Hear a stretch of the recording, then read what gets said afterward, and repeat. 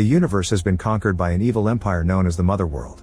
Their leader is Belisarius, who took over after the royal family was assassinated. There are some rebel groups forming on various planets, so the empire is sending out soldiers all over to crush them down. A few weeks ago, Admiral Atticus landed on Velt and asked the farmers to prepare all their grain for his army, promising to come back for it in 10 weeks. Giving all their harvest to the soldiers would leave the village with no food, so former Empire soldier Cora and her boyfriend Gunnar traveled around to gather a group of warriors that would help them fight the soldiers. During their trip, they had the chance to find Atticus at a trading post and a battle ensued during which Cora brought the admiral down. Unfortunately, the Empire recovers Atticus' body and puts him in a machine to heal him up. As soon as he's feeling better, Atticus announces he wants revenge. Meanwhile on Velt, Cora and Velt return to their village with the team of warriors they've gathered. A robot called Jimmy, who used to belong to the Empire, watches from afar while waiting for his moment. Former soldier Aris has also betrayed the Empire, so when his commander calls to check on the harvest progress, Aris pretends his team is fine and working when actually Cora killed them all. Aris is on the village's side now and informs the others that the Empire will be arriving in 5 days. General Titus gathers all the villagers and the team to offer an empowering speech. He has an idea: since the grain is so important for the soldiers, they'll use it as protection for their houses. That way the Empire can't bomb the village without destroying the loot in the process. Titus also announces the warriors will train the villagers in the art of military warfare so they can stand their ground when the time comes. Afterward, Gunnar and Cora meet in private and finally have their first time together. Once they're done, Cora shares why she's a wanted criminal. Cora is Belisarius' adopted daughter and she used to work for the Empire. She was such a great soldier that she eventually became the prince's bodyguard. One day, the king decided he was tired of all the war and that he would start taking a more peaceful approach in politics. Belisarius hated this because it would take power away from him and his army, so he and the other lords arranged a meeting with the royal family to ambush them. While Belisarius stabbed the king and queen, Cora followed her father's orders and shot all the royal guards, then she turned her gun on the princess. She hesitated to kill such a young girl, who looked at Cora in the eye and said, "I forgive you." At that moment Belisarius yelled at Cora to make her react and Cora fired her gun, killing the princess. However, instead of being grateful for Cora's help, Belisarius used her as a scapegoat and announced she killed the whole royal family, ordering other soldiers to arrest her. Devastated by this betrayal, Cora shot her teammates to break free, but she couldn't bring herself to shoot her own father. Instead she ran away, changed her name, and hid in the Velt farm while pretending to be a regular war orphan. Back to the present, Atticus is throwing a tantrum in the medical bay because the doctors won't release him and he's tired of waiting. After lots of yelling, he ends up killing a doctor and is finally allowed to go back to work. Another soldier notices the medical team left a scar on Atticus' chest, but he decides not to heal it because it's a reminder of his need for revenge. That mark is where Cora hurt him during the last fight, and for this Atticus begins calling her the Scargiver. For the following 5 days all the villagers and the team of warriors wake up incredibly early to take care of the harvest. Working side by side allows them to bond and improve their teamwork, which is part of the training too. The group harvests the grain through reaping, gathering, threshing, and finally turning the grain into flour. During these days, Nemesis gets to bond with the local children too, which helps her heal after having lost her own kids. Titus makes sure to only drink water to avoid falling back into his old addiction. Aris continues to get calls from his commander, who thinks it's weird the other soldiers never appear on the screen. Without hesitation, Aris says the others are keeping an eye on the harvest so the villagers won't scam them and that he got stuck on phone duty for being the newbie. However, after the last call, Atticus can tell Aris is lying and guesses Cora is behind it. When the harvest is finally over, the village gathers for a celebration and Sam gives each warrior a homemade banner with an emblem that represents their personalities. Then the crowd finally celebrates the end of the harvest with lots of dancing and drinking. Titus even sings for everyone a soothing, nostalgic tune that is heard by Jimmy on the hills. The next day, the actual training begins, starting by moving all the grain from the barns into the actual village and putting it around every house. They also dig a hidden trench across the fields, hoping it'll help them gain the element of surprise.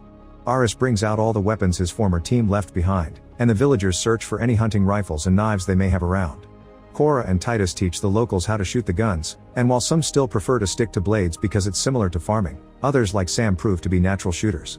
The ship Cora escaped in is still in the mountains, so the villagers work together to drag it out and fix it in case they need it. After Aris takes care of any issues the ship could have acquired during the long time it's been abandoned, Cora gives it a test drive and confirms it's working just fine. The night before the enemy's arrival, Titus points out they should share why each of them wants to bring down the Empire, that way they can strengthen their bond. He volunteers to go first and explains he used to be a general for the Empire. One day, a colonized realm voted to leave and gain independence from the Empire.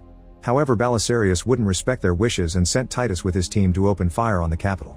Titus refused to follow such orders and his ship was shot down, but his team still supported him. Together they fought against the Empire, Yet they were easily overpowered, so Titus offered a deal: his surrender in exchange for his men's lives. His plea was ignored and his entire team was executed in front of him. Since then, Titus feels guilty for causing all those deaths and swears to never surrender to the Empire again.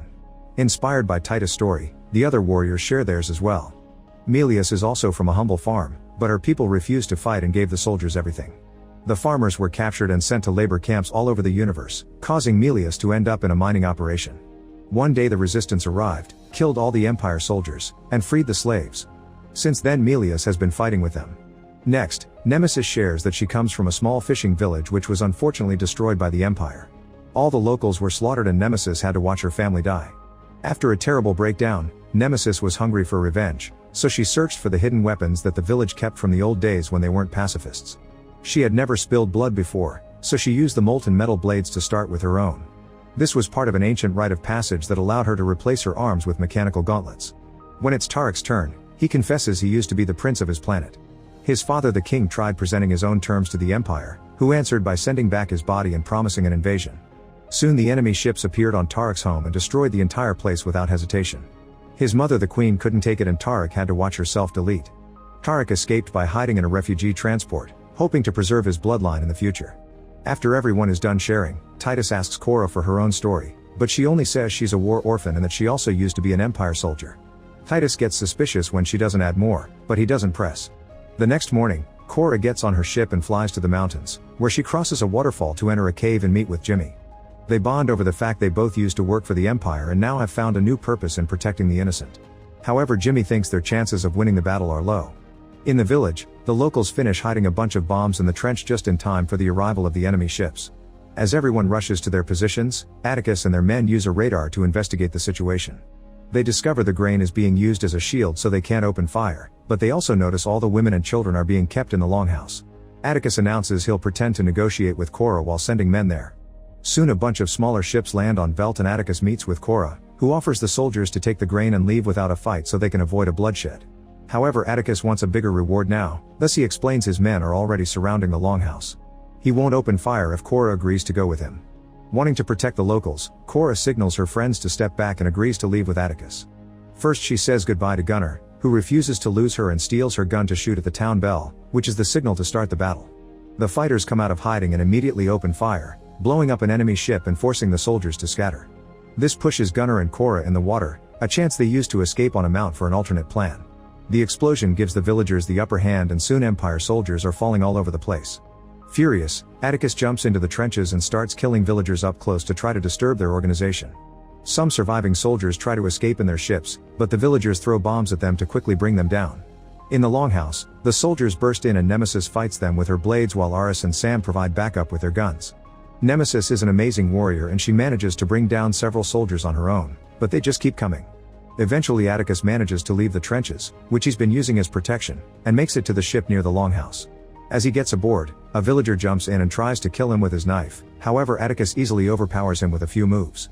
After killing the man with his own blade, Atticus pushes the body off the ship.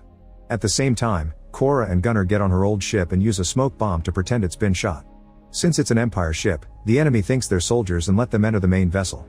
The duo hides their faces with Empire gear and pretend to be unconscious so they're taken to the infirmary.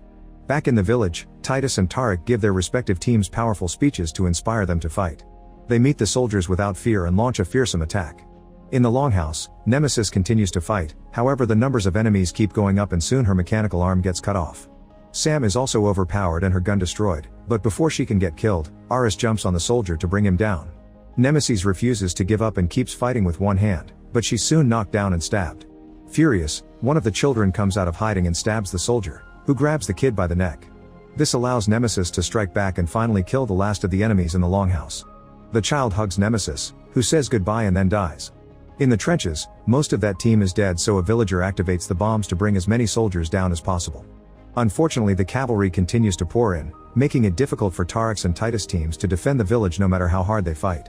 Soon the soldiers bring multiple automatons, which open fire faster than any human can keep up with. While the villagers continue to open fire, Milia sneaks around in the smoke and kills a few soldiers with a blade. This allows her to come close enough to the automatons and shoot them in their weak areas to bring them down and give the villagers a chance. In the main vessel, Cora and Gunnar wait for the right moment to take out their weapons and kill all the soldiers that surround them. Then they share a kiss before taking different corridors to set up a bunch of bombs. Because of their uniforms, at first they move unnoticed, but soon a soldier finds Korra in the power core room. She immediately shoots him and jumps into the lower floor, where she continues to fight any guard that gets in her way. One of the soldiers sends a message about this attack, and Atticus gets happy that Korra is technically captured. Since she's his ticket to success, he orders his men to open fire on the village, not caring about the grain or the soldiers they may lose in the process. In the village, another automaton arrives with even more soldiers, and the locals are starting to lose hope. Suddenly Jimmy appears on the battlefield and starts moving at an outstanding speed. He kills a bunch of enemies and gets inside the automaton to blow it up, which gives the villagers a fighting chance again. Back in the vessel, Gunnar is waiting for Korra to escape. However, Korra keeps on encountering enemies and can't stop fighting every 2 steps. She steals a blade from a soldier and meets with Atticus while his men get the cannons ready. However, at that moment the bombs explode and shake the vessel, causing the cannons to miss and hit the hills instead of the village. As the vessel starts going down, Gunnar comes in and tries to show Atticus, only to be shot first. Then Atticus and Korra start a sword fight that has them sliding all over the room as the vessel continues to fall. Korra kicks Atticus off, but he manages to hold on at the last second and attacks again. Both warriors lose their blades in the process and Atticus jumps on top of Korra, trying to choke her. However, he's interrupted by Gunnar, who stabs him with a blade. Now Korra can push Atticus off, capture him in a door, and finally cut his head off. Korra and Gunnar return to her old ship and manage to escape just in time before the vessel crashes on the planet with a huge explosion. Korra's ship does a rough landing too and she rushes to help Gunnar, but it's too late and he dies in her arms. At that moment the resistance arrives with their ships and they help the villagers finish the battle, effectively defeating the enemy while everyone on the ground celebrates. That evening, everyone gathers to say goodbye to Gunnar, Nemesis, and all the fallen villagers, burning their banners along with their bodies. Feeling guilty, Korra finally shares her backstory with everyone, but Titus drops a big secret: the princess isn't actually dead because she holds a great power. Korra wants to find her and continue to fight the Empire to free all the other planets, and the rest of the warriors including Jimmy promise to help. Make sure to subscribe and turn on notifications so you can watch more videos like this. Thanks for watching.